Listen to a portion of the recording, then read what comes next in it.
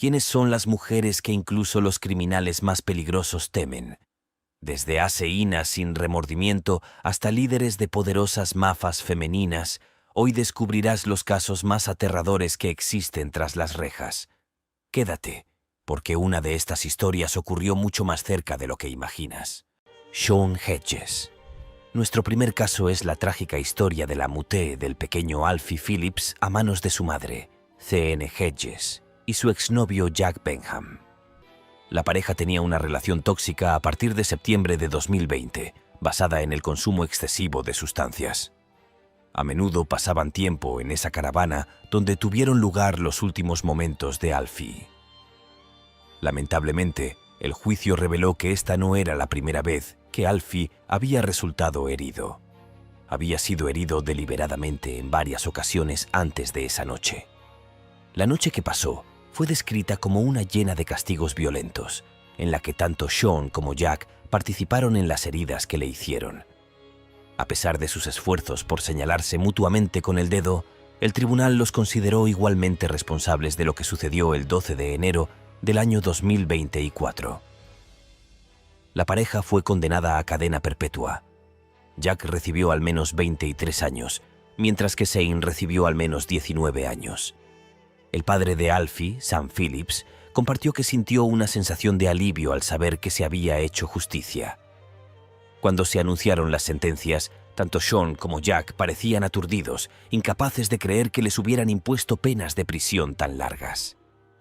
Por mucho que nos gustaría decir que esta es una de las pocas ocasiones en las que las mujeres reaccionan de esa manera a sus castigos, lamentablemente no es así. Miranda Cáceres. El caso de Miranda Cáceres y su hijastro de 4 años, Benjamín Benji Cervera, es realmente triste y doloroso. Todo salió a la luz en agosto de 2021 cuando una enfermera del Hospital Infantil de San Antonio se puso en contacto con las autoridades. Se dio cuenta de que Benji tenía un peso extremadamente bajo y estaba cubierto de moretones. Durante el juicio se reveló que Miranda había grabado videos desgarradores de Benji pocos días antes de que falleciera.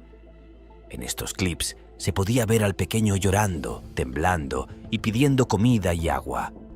Miranda afirmó que hizo estos videos para mostrarle al padre de Benji lo mal que estaban las cosas y para obtener ayuda. Pero el jurado no creyó su explicación y la consideró responsable de lo que sucedió. Los abogados de Miranda argumentaron que ella tenía un corazón bondadoso, amaba a los niños y había pasado por una infancia difícil. Pero los fiscales presentaron pruebas contundentes, incluidos mensajes de texto entre Miranda y su madre. Estos mensajes sugerían que le habían negado comida a Benji a propósito. Un médico forense confirmó que la muerte de Benji fue causada por inanición. Cuando llegó el momento de su sentencia, Miranda dijo que lamentaba lo sucedido y habló sobre su lucha con los pensamientos de quitarse la vida. Después de la muerte de Benji, le rogó al tribunal que la concediera la libertad condicional, pero el juez le dictó una sentencia de 25 años de prisión. El esposo de Miranda, Brandon Cervera, también enfrenta cargos por lo que le sucedió a Benji. Su juicio aún está pendiente, pero se le ha acusado de lastimar a Benji con la intención de causarle lesiones graves. Durante el juicio de Miranda, ella dijo que Brandon era el responsable, alegando que era duro y controlador cuando estaba cerca. En cuanto a los esfuerzos de Miranda por apelar su caso, ya se le ha negado un nuevo juicio. Su abogado argumentó que no tenían registros médicos importantes antes del juicio, pero el tribunal dijo que sí tenían acceso y rechazó la solicitud. A pesar de que se le negó ese nuevo juicio, Miranda todavía tiene una apelación pendiente de ser revisada por el Cuarto Tribunal de Apelaciones. Sarah Boone. El 24 de febrero de 2020, Jorge Torres Jr. fue encontrado muerto dentro de una maleta en el apartamento que compartía con Sarah Boone en Winter Park, Florida. Sarah Boone le dijo a la policía que habían estado bebiendo y jugando al escondite, y Jorge se metió voluntariamente en la maleta. Ella afirmó que se quedó dormida y solo descubrió que había muerto a la mañana siguiente. Pero la investigación pintó un panorama mucho más oscuro. Los videos encontrados en el teléfono de Sarah mostraron a Jorge atrapado dentro de la maleta. suplicando ayuda. En lugar de ayudarlo, Sarah se burló de él, diciendo cosas como: «Eso es lo que haces cuando me estrangulas. Y eso es lo que siento cuando me engañas». Estos videos se convirtieron en la evidencia más importante para la acusación. Sarah fue acusada de asesinato en segundo grado y se le negó la libertad bajo fianza. Su caso legal tuvo muchas complicaciones, ya que 8 abogados diferentes decidieron dejarla como cliente, diciendo que su comportamiento era demasiado difícil de manejar. Finalmente, Sarah no tuvo más remedio que representarse a sí misma en la corte. En octubre de 2024, Sarah fue declarada culpable de asesinato en segundo grado y fue sentenciada a cadena perpetua sin posibilidad de libertad condicional. El caso atrajo mucha atención de los medios, no solo por los horribles detalles del crimen, sino también por el extraño comportamiento de Sarah durante el juicio. Durante su declaración final, Sarah pidió perdón, diciendo que nunca tuvo la intención de asesinar a Jorge. También acusó a su familia de ignorar el maltrato que dijo haber sufrido antes del incidente. Sin embargo, el juez Cranach denegó su solicitud de un nuevo juicio y confirmó su sentencia de cadena perpetua. Lamentablemente, este no es el único caso en el que una mujer ha sido condenada por asesinar a su novio de una manera tan cruel. Jennifer Saar. Jennifer Saar, que alguna vez se llamó Jennifer Rickel, era una estudiante universitaria en la Coastal Carolina University cuando tomó una decisión desgarradora que cambió muchas vidas. En diciembre de 2008, abandonó a su hijo recién nacido, llamado Baby Jory. Más tarde, en una caja a lo largo de la autopista 544 en Carolina del Sur. El bebé quedó en una bolsa de mano y lamentablemente no sobrevivió durante más de 10 años.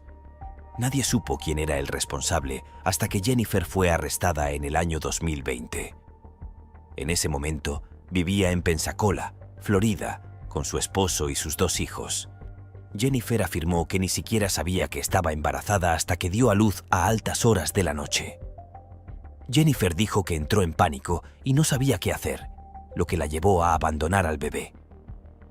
En septiembre de 2022, presentó algo llamado una declaración de culpabilidad de Alford.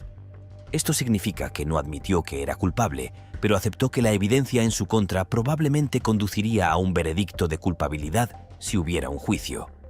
Fue acusada de homicidio voluntario, lo que podría haber llevado a una pena de entre 2 y 30 años de prisión. En junio de 2023, Jennifer compareció ante el juez del Tribunal de Circuito Paul Burch, quien le impuso una sentencia de 10 años de prisión. 4 de esos años fueron suspendidos y también se le concedió crédito por el tiempo que ya había pasado bajo arresto domiciliario. La decisión sobre su castigo provocó mucho debate. El fiscal dijo que era importante enviar un mensaje contundente de que abandonar a un bebé es un delito grave. Mientras tanto, el equipo de defensa de Jennifer argumentó que ella no era un peligro para nadie y que la libertad condicional habría sido una mejor opción. Ronald Woodham III, el padre del bebé, mostró compasión hacia Jennifer, pero sintió que la sentencia podría haber sido demasiado leve. El caso no ha terminado por completo. Los abogados de Jennifer han presentado mociones diciendo que la oficina del fiscal estatal no manejó el caso de manera justa y rompió algunas reglas de confidencialidad. También siguen tratando de conseguir que la liberen bajo fianza, mientras que los fiscales argumentan que la evidencia en su contra es demasiado fuerte. Tiffany Moss. Tiffany Moss, quien trabajaba como maestra de preescolar, fue declarada culpable de ejecutar a su hijastra de 10 años, Emani Moss, en Lawrenceville, Georgia. Este desgarrador crimen salió a la luz en octubre de 2013, cuando el cuerpo sin vida y severamente bajo de peso de Imani fue descubierto quemado en un bote de basura. En el momento de su muté, Imani pesaba solo 32 libras, que es aproximadamente el mismo peso que un niño pequeño. Durante el juicio, quedó claro que Tiffany había estado maltratando a Imani durante años. El maltrato empeoró en el año 2013, cuando Tiffany comenzó a dejar sin comida a su hijastra. El padre de Imani, Emin Moss, estaba a menudo fuera de casa y no hizo nada para detener lo que estaba sucediendo. La noche en que Imani murió, Emin la encontró inconsciente y trató de practicarle RCP, pero nunca pidió ayuda médica. En cambio, él y Tiffany tomaron la terrible decisión de quemar su cuerpo para ocultar lo que habían hecho. También se reveló que Tiffany había mantenido a Imani encerrada en su habitación y se negó a darle comida. Lo que lo hizo aún más trágico fue que mientras Imani sufría, Tiffany continuó cuidando a sus propios hijos biológicos que vivían en la misma casa. Durante el juicio, el jurado vio fotos perturbadoras de la autopsia y escuchó detalles desgarradores sobre lo mucho que había soportado Imani. Tiffany decidió actuar como su propia abogada durante el juicio, pero no presentó ninguna defensa ni interrogó a ningún testigo. Fue declarada culpable de asesinato, crueldad infantil y encubrimiento del crimen. El primer día de mayo del año 2019, Tiffany fue condenada a muerte por inyección letal, lo que la convirtió en la única mujer en el corredor de la muerte de Georgia. En cuanto a Emin Moss, admitió su participación en el crimen en el año 2015 y ahora está cumpliendo cadena perpetua sin posibilidad de libertad condicional. Lamentablemente, Tiffany Moss no es la única mujer declarada culpable de quitarle la vida a un niño. Rebecca Butterfield. En 2009, una funcionaria de prisión asignada a la unidad de autolesiones fue a investigar un incidente perturbador. La reclusa involucrada fue Rebecca Butterfield, cuyo historial de conducta en prisión era extenso y abarcaba docenas de páginas. Entre las reclusas del Centro Correccional de Mujeres Silverwater en Sydney, Butterfield era considerada la más peligrosa. Su expediente en el Servicio Correccional de Nueva Gales del Sur contenía al menos 39 alertas, incluidos casos de apuñalamiento en la cara de un oficial y de arrojar agua hirviendo a otros 2 oficiales.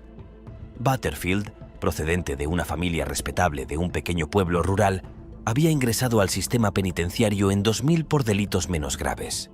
Sin embargo, su comportamiento violento se intensificó después de cometer actos de daño malicioso y delitos relacionados con drogas en la calle principal de la ciudad. Apaló a un vecino que intentó intervenir durante sus episodios de autolesión y recibió una sentencia de 3 años de prisión. Los psiquiatras de la prisión identificaron graves trastornos de personalidad que subyacían a la ira y al autodesprecio de Butterfield. Luego, el 7 de mayo de 2003, dentro del Centro Correccional para Mujeres Emu Plains, en el oeste de Sydney, Butterfield cruzó una calle y atacó a Blue Slim Worth, una empresaria filipina de 30 años que estaba a punto de cumplir su condena por fraude. Usando un cuchillo que obtuvo de la sala de estar, Butterfield apuñaló a Ward 33 veces por detrás, perforándole las costillas y el corazón. Tras su condena por homicidio, Butterfield fue trasladada de Emu Plains a la prisión de mujeres de máxima seguridad de Malawa, en Silverwater, cerca del Parque Olímpico de Sydney. Los funcionarios de prisiones responsables de su cuidado tuvieron que asegurarse de que no tuviera acceso a objetos afilados, ya que incluso el trozo de plástico más pequeño podría usarse para autolesionarse. Desde el asesinato en Emu Plains, Butterfield representaba un peligro tanto para sus compañeros de prisión como para los funcionarios de la prisión, y con frecuencia se autolesionaba. Se había cortado gravemente la garganta en 4 ocasiones, requiriendo hospitalización, y había prendido fuego a su celda mientras se golpeaba la cabeza contra la pared. En 2009, el funcionario de prisiones que respondió a un ruido sordo descubrió que Butterfield tenía el cráneo brutalmente fracturado. Ella había dado cabezazos contra la pared más de 100 veces. El experimentado oficial se conmovió profundamente hasta las lágrimas al recordar ese momento más tarde. En algún momento de 2019, la Corte Suprema de Nueva Gales del Sur consideró que Butterfield, que entonces tenía 41 años, era demasiado peligrosa una vez cumplida su condena por homicidio. Se cree que todavía está detenida en la prisión de mujeres de Silverwater, pero su liberación estaba prevista para finales de 2020. Finalmente, en 2020, Butterfield enfrentó su tercera negación de libertad. Cuando el gobierno de Nueva Gales del Sur presentó argumentos ante la Corte Suprema, sostuvo que sus continuos ataques violentos desde enero de 2020 justificaban mantenerla en prisión al menos hasta 2023. Mary Beth Tinning. Una de las mayores alegrías de la maternidad reside en el profundo vínculo que se desarrolla entre una madre y su hijo. Desde el momento de la concepción y a lo largo de cada paso, se forma una conexión profunda que trasciende las palabras. De hecho, la maternidad ofrece innumerables oportunidades de crecimiento personal y autodescubrimiento. Pero en el caso de Marybeth, su autodescubrimiento te dejará atónito. Marybeth Tinning se hizo famosa por extinguir sin ayuda de nadie las vidas que trajo a este mundo. Nacida el 11 de septiembre de 1942 en Duansburg, Nueva York, Marybeth tuvo muchos trabajos de bajo estatus, como mesera e incluso conductora de autobús escolar, antes de ser favorecida en el Hospital Ellis en Schenectady como asistente de enfermería. Se casó con Joe Tinning en 1965 y finalmente se convirtió en madre de 9 maravillosos niños entre 1967 y 1985. Sin embargo, la tragedia cayó sobre esta familia cuando cada uno de sus hijos dejó este mundo en circunstancias sospechosas.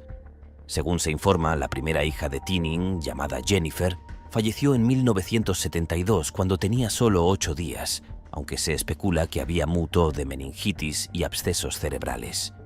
No diría lo mismo de los otros 8 niños a lo largo de los años. Sus otros hijos, Joseph, Barbara, Timothy, Nathan, Mary, Frances, Jonathan, Michael y Tammy Lynn, también fallecieron a distintas edades, cada uno sin una explicación clara que justificara su fallecimiento.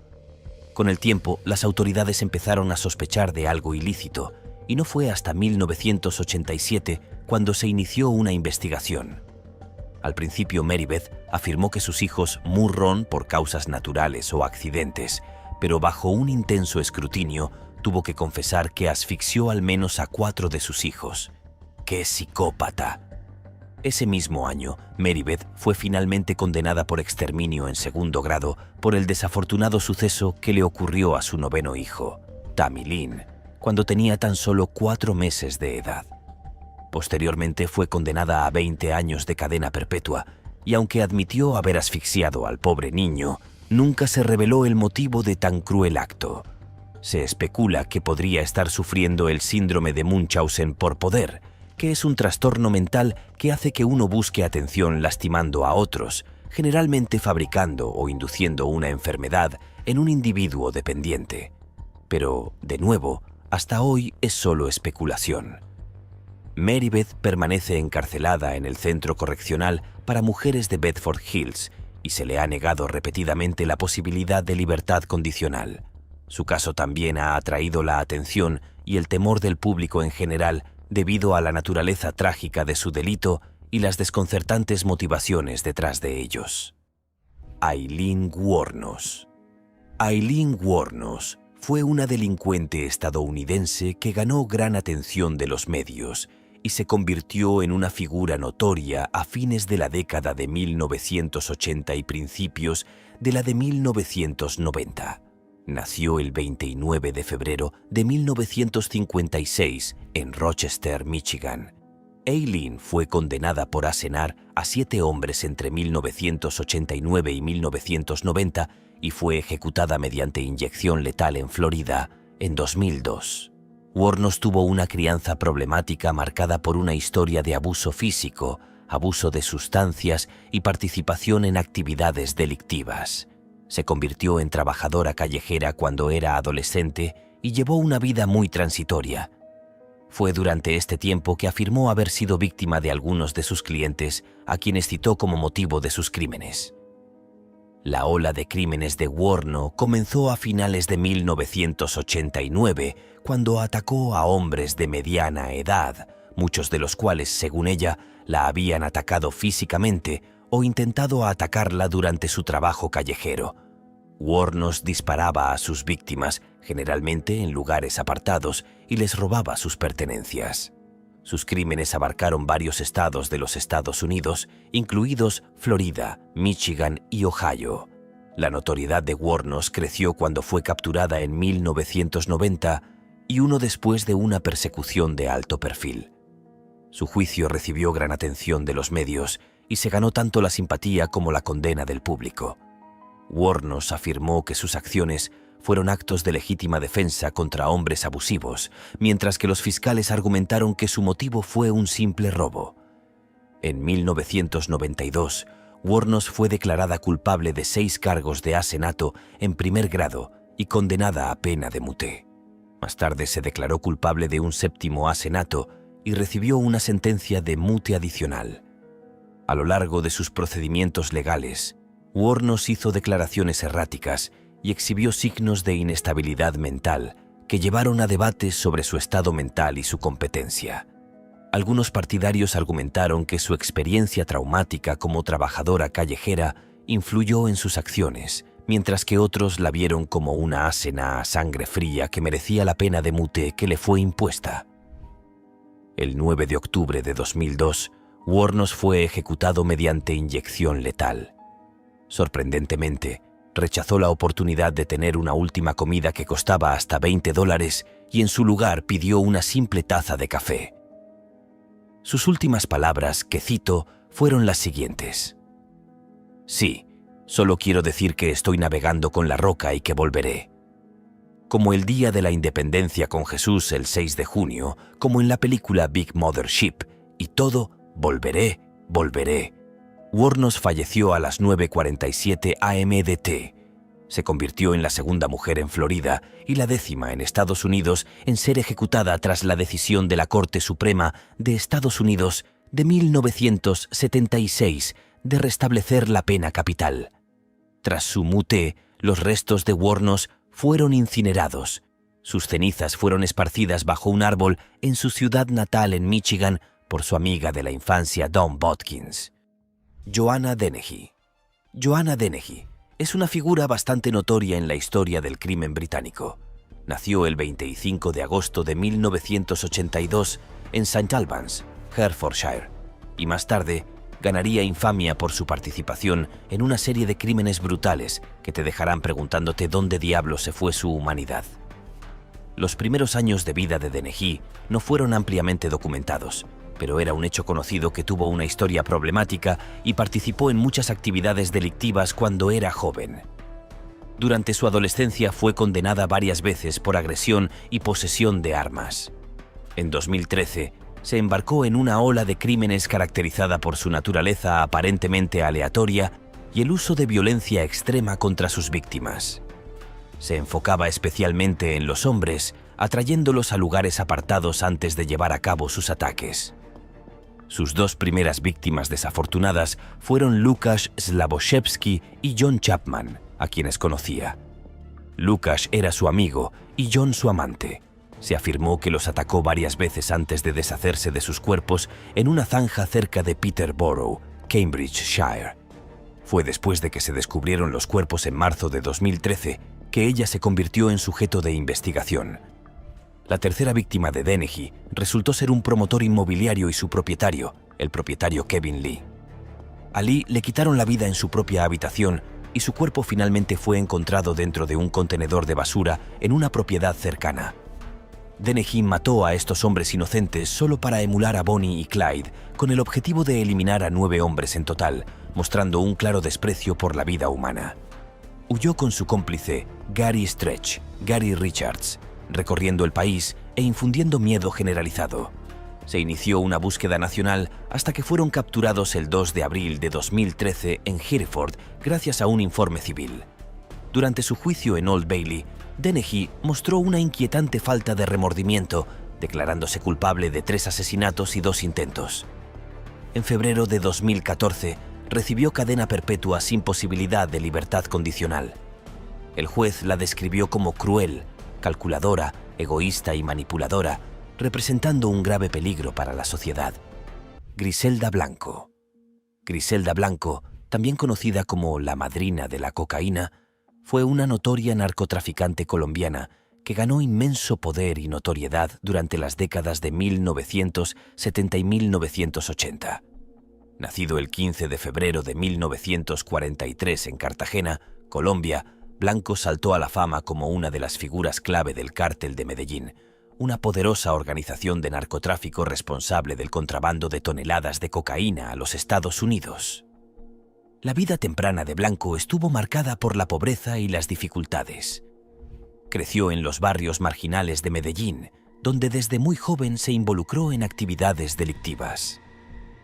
A sus 20 años, comenzó a trabajar como traficante de drogas y rápidamente se estableció como una operadora astuta y despiadada.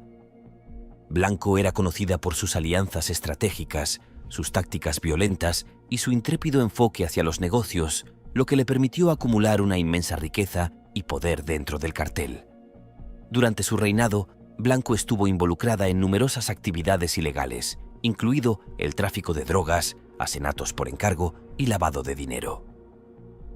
Desempeñó un papel crucial en la expansión del tráfico de cocaína, siendo pionero en nuevas rutas y métodos de contrabando. Blanco era conocida por sus técnicas innovadoras, como utilizar cadáveres ahuecados para transportar drogas y emplear mujeres como mulas para evitar sospechas. Griselda Blanco se ganó una temible reputación por su participación en actos violentos, incluidos tiroteos desde motocicletas, un método que se cree que fue pionero. En 1979, ella planeó la masacre del centro comercial del condado de Dedade, que resultó en la muerte de 4 personas. La disputa de Blanco por los fondos de la droga con Alberto Bravo condujo a su mute junto con el asesinato de sus 6 guardaespaldas, a quienes ella personalmente les disparó. De manera inquietante, Blanco mostró una falta de vacilación a la hora de dañar a los niños. Además, tenía conductas bisexuales y organizaba orgías femeninas, que a veces concluían con la ejecución de las strippers implicadas para su propia satisfacción. En la década de 1980, Blanco se mudó a Miami, donde expandió su imperio criminal y se convirtió en una figura central en la infame era de los cowboys de la cocaína de la ciudad. Su reinado en Miami estuvo marcado por una ola de violencia mientras se involucraba en una brutal guerra territorial con narcotraficantes rivales. La ciudad se convirtió en un campo de batalla para Blanco y sus rivales, lo que resultó en numerosos asesinatos y un régimen de terror. Sin embargo, las actividades criminales de Blanco finalmente la alcanzaron. Fue capturada y sentenciada a un máximo de 15 años de prisión tras su arresto en 1985. Griselda Blanco fue finalmente extraditada a Colombia en 2004. Fue allí donde uno de sus adversarios finalmente aprovechó la oportunidad para vengarse. Trágicamente, en 2012, Blanco encontró su muté. En un giro irónico, mientras salía de una carnicería, fue víctima de un tiroteo desde una motocicleta que supuestamente ella inventó. Joanne Cunningham. Joanne Cunningham, una madre de Crystal Lake, Illinois, fue declarada culpable de matar a su hijo de 5 años, Andrew Ari J. Freund. Joanne tuvo un pasado difícil, luchando contra la adicción a sustancias ilegales y problemas de salud mental. Su relación con el padre de AJ, Andrew Freund, también estuvo llena de problemas, incluidas acusaciones de violencia doméstica y uso de narcóticos. El trágico incidente ocurrió el 15 de abril del año 2019. Joanne se enojó mucho después de descubrir que AJ había ensuciado su ropa interior. Ella lo hizo permanecer de pie bajo una ducha fría durante al menos 20 minutos, lo golpeó en la cabeza con el cabezal de la ducha y luego lo envió a la cama. Frío, mojado y sin ropa. Lamentablemente, AJ no sobrevivió a la noche. 3 días después, Joanne y Andrew le dijeron a la policía que AJ estaba desaparecido. Esto condujo a una búsqueda de 6 días antes de que se descubriera su cuerpo envuelto en plástico y enterrado en una tumba poco profunda, no lejos de su casa. En diciembre del mismo año, Joanne admitió haber cometido asesinato en primer grado. Cuando llegó su sentencia en julio de 2020, pronunció un discurso entre lágrimas en el que dijo que lo sentía y pidió clemencia. Pero el juez la condenó a 35 años de prisión. Tendrá que cumplir todos los años de esa sentencia, seguidos de 3 años más de libertad supervisada. El castigo provocó sentimientos encontrados. Muchas personas, incluidos los fiscales y los miembros de la comunidad, creyeron que se hizo justicia. Sin embargo, el equipo de defensa de Joanne argumentó que sus problemas de salud mental deberían haberse considerado con más cuidado. Andrew Freund también enfrentó cargos. Admitió homicidio involuntario, agresión agravada a un niño y ocultar una muté. Le dieron 30 años de prisión. Más recientemente, Joanne presentó una apelación. Ella dice que estaba lidiando con depresión posparto y psicosis en el momento del crimen y que su equipo legal no le brindó la ayuda adecuada. El tribunal ahora tiene 90 días para decidir si su petición de alivio post-condena tiene algún mérito. Jamie Lee Komorowski. El 28 de abril del año 2023, Jamie Lee Komorowski, de 25 años, provocó un accidente devastador en Folly Beach, Carolina del Sur. Conducía un Toyota Camry alquilado a 65 mph, muy por encima del límite de velocidad de 25 millas por hora. Mientras frenaba brevemente, se estrelló contra un carrito de golf que transportaba a miembros de una fiesta de bodas.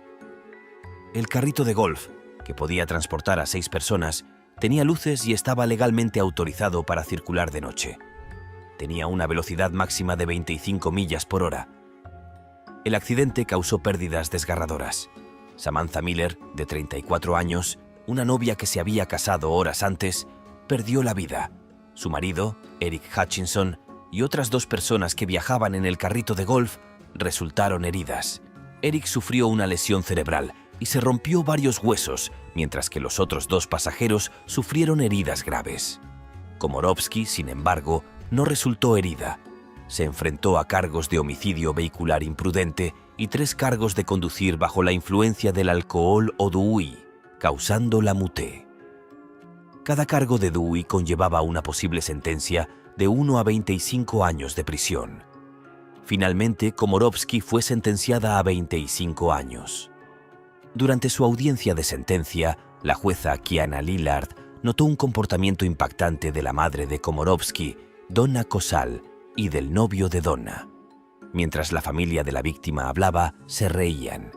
La jueza, molesta por su falta de respeto, les dijo que se fueran. La sala del tribunal, pero poco después, fuertes gritos desde el pasillo interrumpieron nuevamente la audiencia. Esta vez, el juez hizo arrestar a Donna por desacato criminal y la condenó a 93 días de cárcel, calificando sus acciones de disruptivas e irrespetuosas. Al día siguiente, Donna se disculpó entre lágrimas y dijo que se había sentido abrumada por el estrés y los ataques de pánico. Sintiendo que el remordimiento de Donna era genuino, el juez redujo su sentencia al tiempo que ya había cumplido. Le recordó a Donna el dolor que estaba experimentando la familia de la víctima y esperaba que el incidente le enseñara una lección valiosa. Susan Lawrence. Susan Lawrence, de 60 años, fue declarada culpable de homicidio involuntario después de dispararle a su vecino negro, Ajike I.E.J. Owens, a través de la puerta de su casa. El incidente ocurrió el 6 de junio de 2023 en Florida, después de años de tensión entre los 2 vecinos. El conflicto se centró en los niños Owens, que a menudo jugaban cerca de la casa de Lawrence. El día de la tragedia, Owens, de 35 años y madre de 4 hijos, fue a la casa de Lawrence después de que sus hijos le dijeran que Lawrence les había lanzado patines y un paraguas. Lawrence negó haberlo hecho. Owens golpeó la puerta de Lawrence y gritó, lo que llevó a Lawrence a disparar un tiro a través de la puerta, alcanzando a Owens. Lawrence afirmó que actuó en defensa propia porque temía por su vida. Ella dijo a los detectives que había sido maltratada por la familia de Owens durante años y pensó que estaba en peligro. Sin embargo, el jurado no creyó la afirmación de Lawrence de defensa propia. El juez Robert Holtz dijo que actuó por ira, no por miedo, y que no había peligro inmediato cuando apretó el gatillo. La familia de Owens creía que el tiroteo tenía motivaciones raciales y quería que Lawrence enfrentara cargos más graves, como asesinato en segundo grado o crímenes de odio. Los fiscales explicaron que no tenían pruebas suficientes para sustentar esos cargos. Durante el juicio, los abogados de Lawrence argumentaron que ella había estado bajo un estrés extremo y afirmaron que Owens era el que estaba agresivo. Dijeron que Lawrence tenía trastorno de estrés postraumático y una condición de salud mental que esperaban que llevara a una sentencia más leve.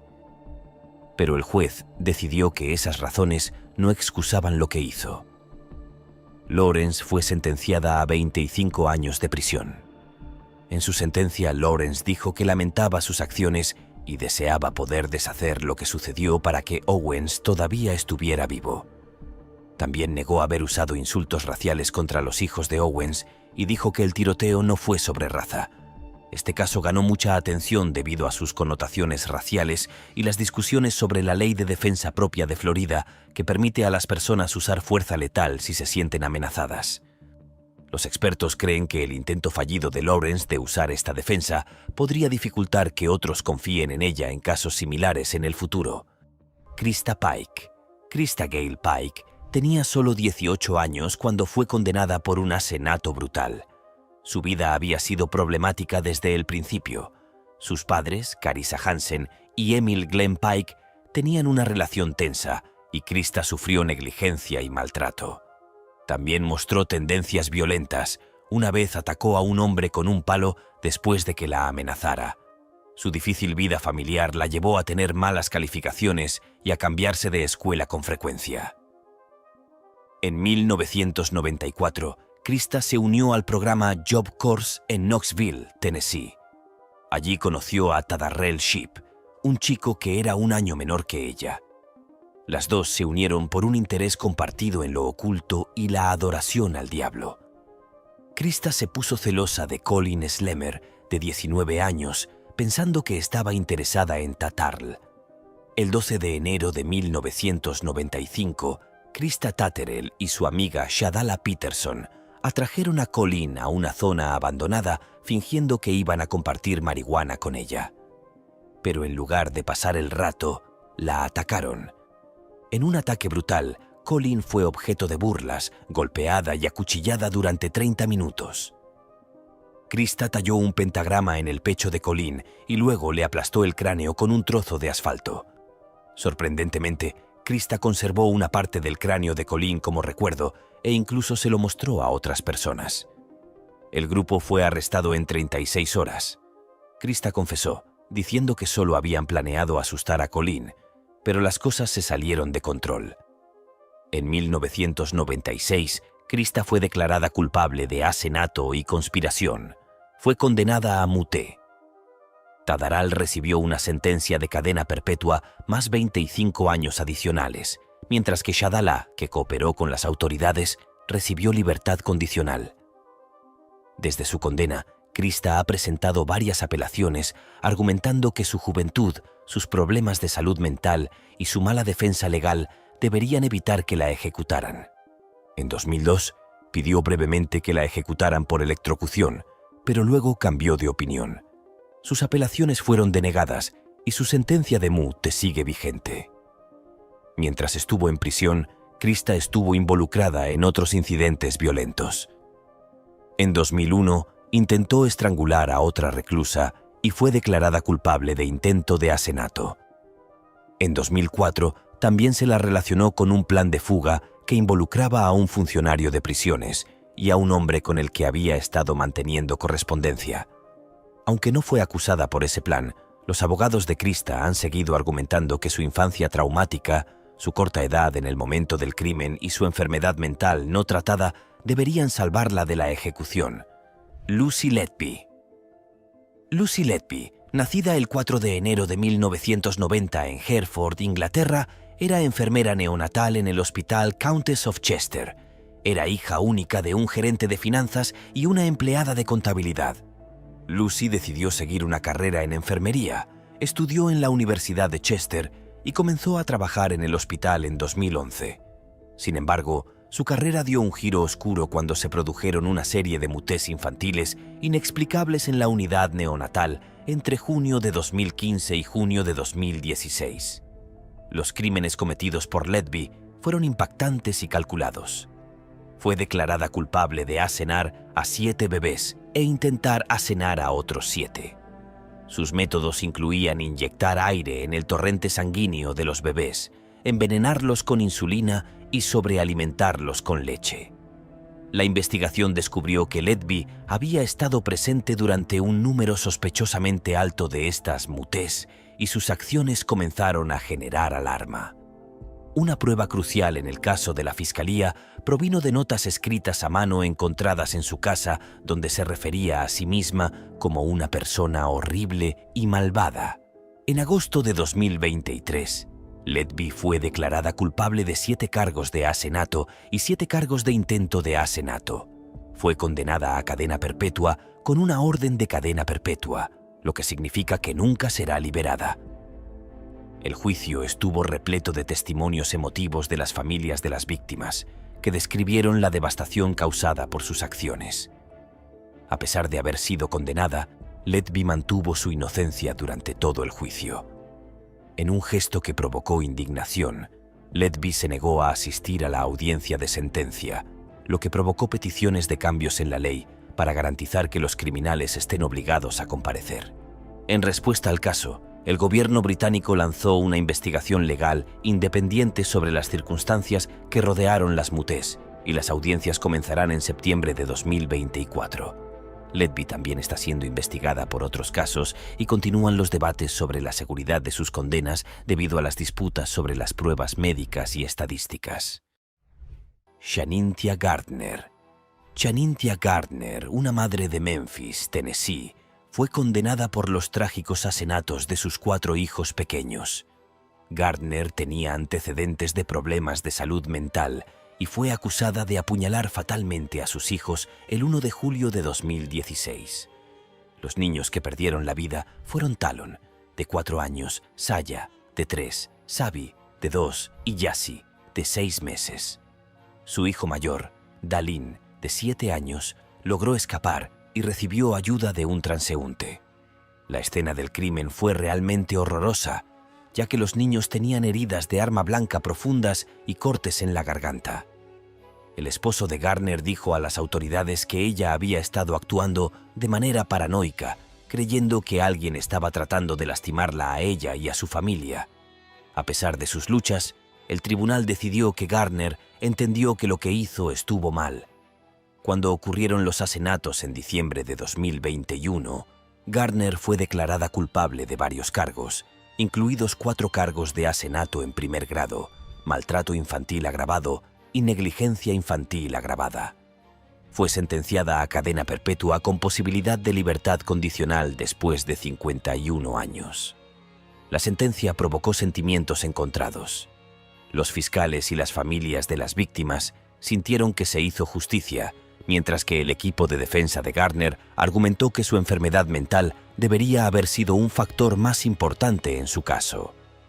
Recientemente, Gardner presentó una apelación, argumentando que el tribunal utilizó el estándar legal equivocado al decidir si estaba cuerda en el momento de los asesinatos. También está impugnando las pruebas en su contra y la decisión del tribunal de no permitirle presentar más pruebas. Vegas Bray. Vegas Batalla Bray fue declarada culpable de asesinato en primer grado después de ejecutar a su exnovio Víctor Soro. Los dos comenzaron a salir en 2011, pero su relación terminó ese mismo año.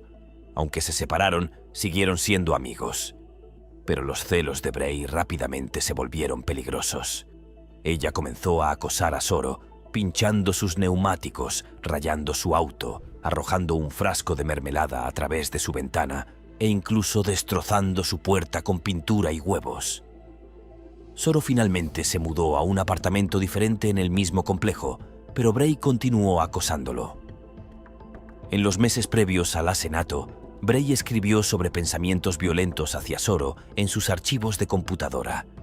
Un archivo titulado Bucket List detallaba planes para comprar un arma, rastrear a Soro, asesинarlo y luego cometer suicidio. La noche anterior al asesinato, Bray fue al apartamento de Soro y ambos tuvieron relaciones. A la mañana siguiente, cuando Soro rechazó su invitación a desayunar, ella se enojó. El 16 de octubre de 2012, Bray fue al apartamento de Soro y alrededor de 10 o 20 minutos después, un testigo escuchó disparos. Luego, Bray llamó a su hermano Santiago y le dijo que creía que había disparado a Soro. También llamó al 911, pero afirmó que no estaba segura de lo que había sucedido. Cuando llegó la policía, encontraron a Soro muerto por 9 heridas de bala. Bray dijo a los detectives que se había desmayado mientras conducía por la autopista y se despertó cerca del cuerpo de Soro. Su defensa argumentó que tenía un trastorno de estrés postraumático que le hacía no ser consciente de sus acciones. Sin embargo, la fiscalía señaló evidencia del acoso de Bray y el arma que compró 2 meses antes. También presentaron notas de su computadora portátil que mostraban odio por Soro y una lista de deseos para deshacerme de él. El jurado declaró a Bray culpable de asesinato en primer grado y concluyó que el asesinato fue planeado e intencional. Fue sentenciada a entre 50 años y cadena perpetua. Durante su juicio, Bray se derrumbó y afirmó que no recordaba lo que había sucedido y negó cualquier implicación. Su hermano testificó que ella lo llamó 2 veces el día de su arresto. En una llamada le dijo que lo amaba y en la otra admitió haberle disparado a Sadness y mencionó haber tenido pensamientos de autolesión. Finalmente, veremos a un convicto que se suponía que debía proteger a los niños, no quitarles la vida. Adrian Vetter. Adrian Nicole Vetter, una mujer de 22 años de Wichita Falls, Texas, fue acusada del asesinato de Sean S.J., de 10 meses. Mitchell. Vetter había estado cuidando a S.J. en su guardería en casa cuando ocurrió el trágico evento el 5 de junio de 2023. Vetter supuestamente se enojó durante una discusión con su esposo por teléfono y golpeó la cabeza de S.J. contra una cuna y la pared varias veces. El bebé sufrió graves lesiones cerebrales, incluidas 2 hemorragias cerebrales, una fractura de cuello y muchas convulsiones. Al principio, Vetter afirmó que S.J. había sufrido una convulsión y se había caído de espaldas, golpeándose la cabeza contra el suelo de vinilo de madera.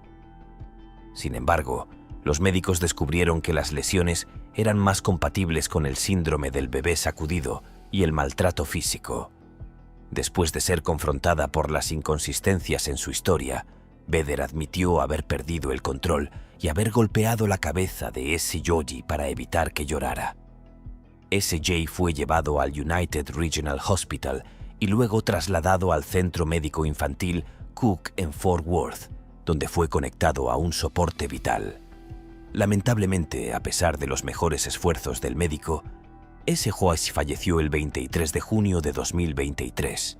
Vetter fue inicialmente acusada de herir a un niño, pero después de la mute de S.J., los cargos se elevaron a asesinato.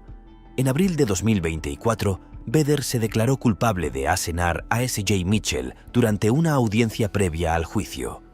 Fue sentenciada a 50 años de prisión por la jueza Meredith Kennedy en el Tribunal del Distrito 78. La declaración se hizo después de hablar con la familia de S.J., que estuvo de acuerdo con la decisión. Durante la sentencia, la madre de S.J. dio una declaración emotiva en la que expresó el profundo dolor que le causaron las acciones de Vetter.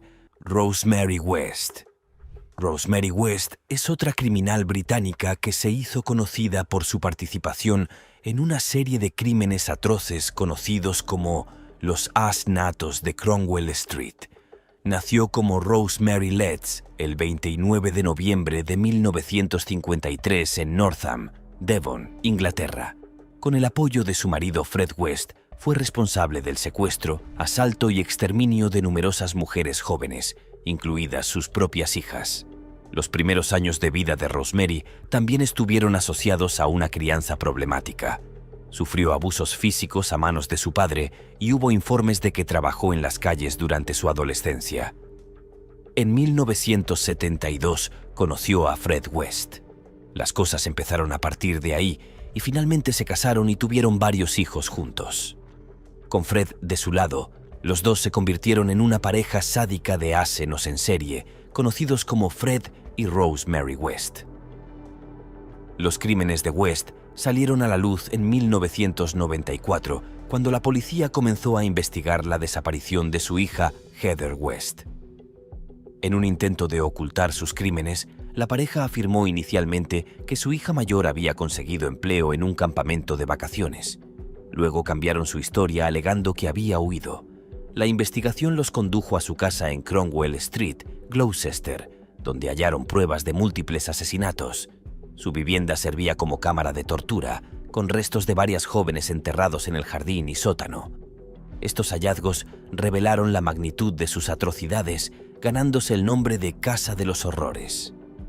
En 1995, Rosemary enfrentó 10 cargos de asesinato y fue declarada culpable de todos, incluyendo los de su hijastra Charmaine y su hija Heather.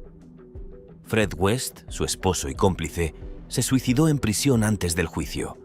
Rosemary recibió cadena perpetua sin posibilidad de libertad condicional y permanece en H.M. Prison New Hall, manteniendo su inocencia y rehusándose a cooperar. Sus hijos menores fueron enviados a hogares de acogida con visitas supervisadas limitadas. A pesar de que Fred afirmó a algunos familiares en 1993 que las acusaciones eran invenciones policiales, el resto de la familia decidió cortar lazos con ellos. Juana Barraza es también conocida como la Mata Viejitas o en inglés The Old Lady Killer.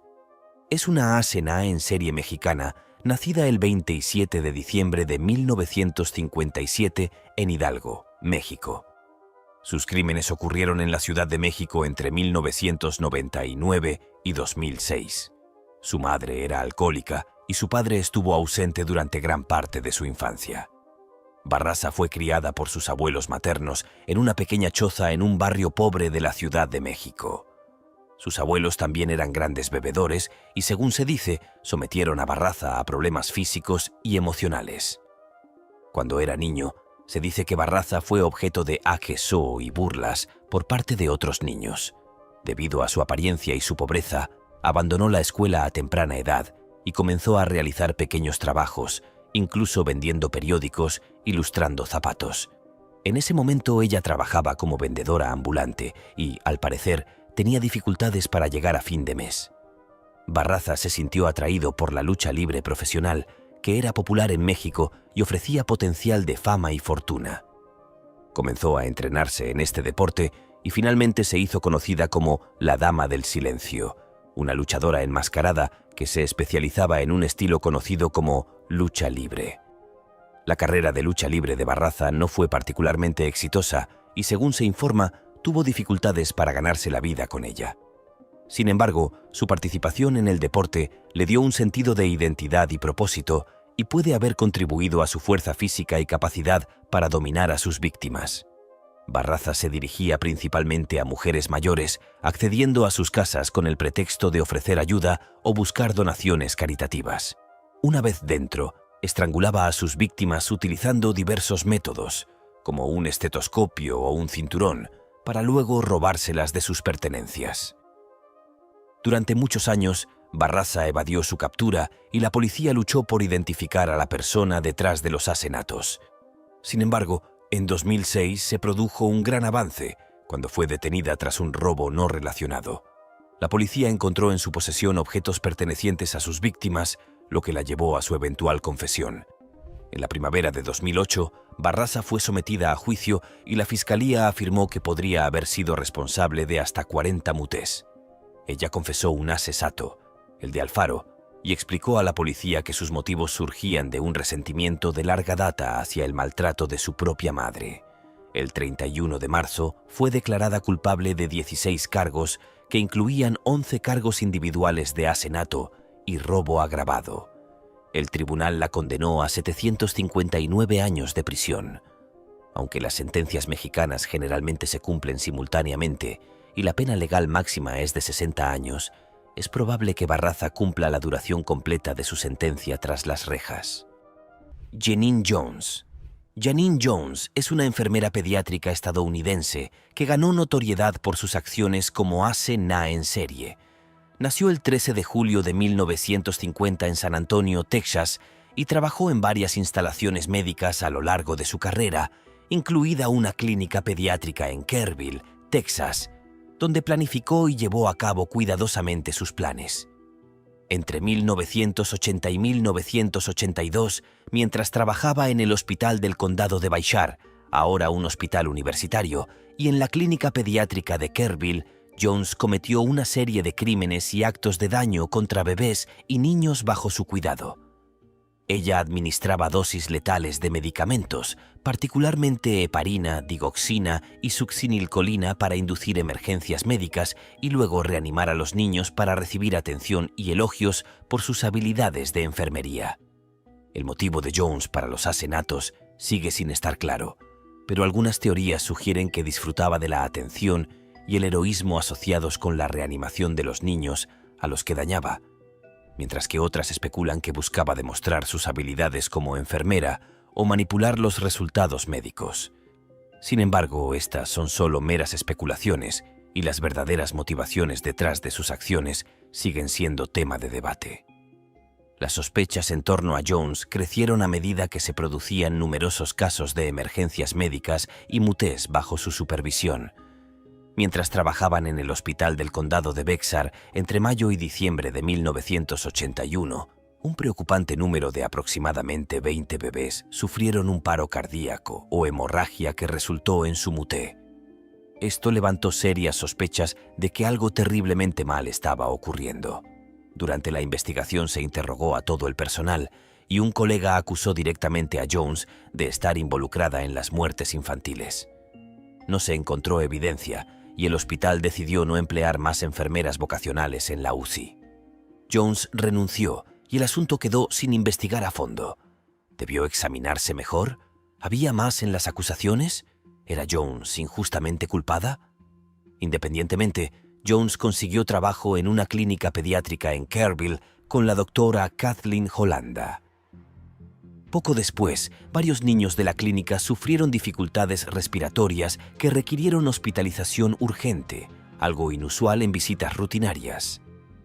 En 1985, Jones recibió 99 años de prisión por matar a Chelsea McClellan, 15 meses, con succinilcolina y 60 años por intentar matar a Rolando Santos con heparina.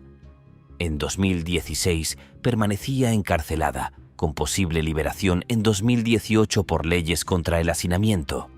Para evitarlo, fue acusada del asesinato de Joshua Sawyer, 11 meses. En mayo de 2017, el fiscal mencionó posibles cargos adicionales. En abril de 2018, un juez rechazó desestimar 5 nuevos cargos. En enero de 2020, se declaró culpable del asesinato de Sawyer, ocurrido en diciembre de 1981. Mediante acuerdo, se desestimaron 4 cargos y recibió cadena perpetua, siendo elegible para libertad condicional a los 87 años. Catherine Burney. Catherine Burney, nacida como Catherine Harrison el 23 de mayo de 1951, es conocida como una famosa asesina en serie australiana por su papel en una serie de crímenes brutales cometidos en la década de 1980. Junto con su compañero David Burney, fue responsable de una serie de secuestros, agresiones físicas y asesinatos en Perth, Australia Occidental. Catherine, al igual que otros delincuentes, creció en un entorno familiar disfuncional y experimentó abandono, abuso e inestabilidad. Estas experiencias tempranas probablemente contribuyeron a su participación posterior en actividades delictivas. En octubre de 1986, Catherine y David Burney se embarcaron en una terrible ola de violencia en la que atacaron a mujeres jóvenes, generalmente de entre 15 y 31 años, a quienes atrajeron a sus casas bajo falsas promesas. Una vez en cautiverio, las víctimas fueron sometidas a tragedias inimaginables, tratos, agresiones físicas y, en última instancia, asesinato. El número exacto de víctimas atribuidas a Catherine y David Burney sigue siendo incierto. Sin embargo, se cree que fueron responsables de al menos 4 casos confirmados. Entre sus víctimas se encontraban Mary Nielsen, de 22 años, Susanna Candy, de 15 años, Noeline Patterson, de 31 años, y Denise Brown, de 21 años. Los crímenes de la pareja se caracterizaron por un sadismo y una brutalidad extremos. Mantenían a sus víctimas cautivas durante largos periodos, sometiéndolas a sufrimientos prolongados, malos tratos y humillaciones. Las vidas de las víctimas finalmente serían arrebatadas de diversas maneras, incluyendo estrangulamiento, asfixia o inyección de sustancias letales. Los crímenes de los Birneys salieron a la luz en noviembre de 1986, cuando una de sus víctimas previstas, Kate Moir, logró escapar de sus garras. Moir alertó a las autoridades, lo que llevó al arresto de Catherine y David Birney. Durante la investigación posterior, se reveló el alcance total de su depravación. En 1986, Catherine Birney fue condenada por 4 cargos de asesinato. David Birney recibió 5 cargos, incluyendo a C.N. Kingi. Ambos recibieron cadena perpetua sin libertad condicional. David fue trasladado de Fremantle a aislamiento militar por seguridad. Durante su encarcelamiento, intercambiaron más de 200 cartas sin otro contacto permitido. David murió en su celda en Casuarina el 7 de octubre de 2005 a los 54 años. Catherine, recluida en Bandy Up, trabajó como bibliotecaria y participó en una obra teatral. Su solicitud de libertad condicional fue rechazada en 2007 por Jim McGuinty. En 2009, el nuevo fiscal general Christian Porter determinó que permanecería encarcelada de por vida, eliminando cualquier posibilidad de liberación. Catherine Knight. Catherine Knight, nacida el 24 de octubre de 1955 en Australia, es una conocida ase no convicta. Sus crímenes y los horripilantes detalles que los rodean le han valido la reputación de ser una de las asenas más notorias de la historia australiana. Knight creció en un entorno familiar disfuncional y fue testigo de violencia doméstica entre sus padres. También se informó que varios miembros de la familia la sometieron a abusos físicos. Cuando era adolescente, Knight mostró un comportamiento agresivo y violento, a menudo dirigido hacia sus compañeros. En 1974, a la edad de 19 años, Knight se casó con David Kellett. El matrimonio se caracterizó por una violencia extrema y Knight agredió a Kellett en numerosas ocasiones. Se dice que en su noche de bodas, Knight intentó estrangular a Kellett porque se quedó dormido después de tener relaciones sexuales solo 3 veces. La relación terminó cuando la madre de Knight intervino en un altercado físico entre ellos. A lo largo de los años, Knight mantuvo varias relaciones, muchas de las cuales también estuvieron marcadas por un comportamiento violento y abusivo. En 1986, inició una relación con John Price, un compañero de trabajo en un matadero. Su relación fue tumultuosa y Knight mostró un comportamiento posesivo y controlador. Price finalmente terminó la relación en 2000 y se mudó de la casa que compartían. El 29 de febrero de 2000, Knight cometió su crimen más atroz y impactante. Después de una discusión con Price, ella lo apuñaló varias veces mientras dormía. La brutalidad del asesinato no tuvo paralelo, ya que Knight no solo apuñaló a Price, sino que también lo desolló y lo decapitó. Luego cocinó partes de su cuerpo con la intención de servirlas a sus hijos. Antes de que pudiera llevar a cabo este perturbador acto, la policía llegó al lugar y rápidamente la detuvo. Durante su juicio en 2001, Knight se declaró inocente del asesinato, alegando que no recordaba los hechos debido a un episodio disociativo. Sin embargo, la abrumadora evidencia y la naturaleza horrible del crimen cruzado llevaron a su condena.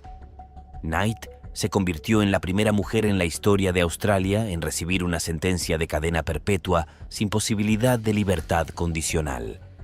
Actualmente, Knight permanece encarcelada en el Centro Correccional de Mujeres de Silverwater, en Nueva Gales del Sur, Australia.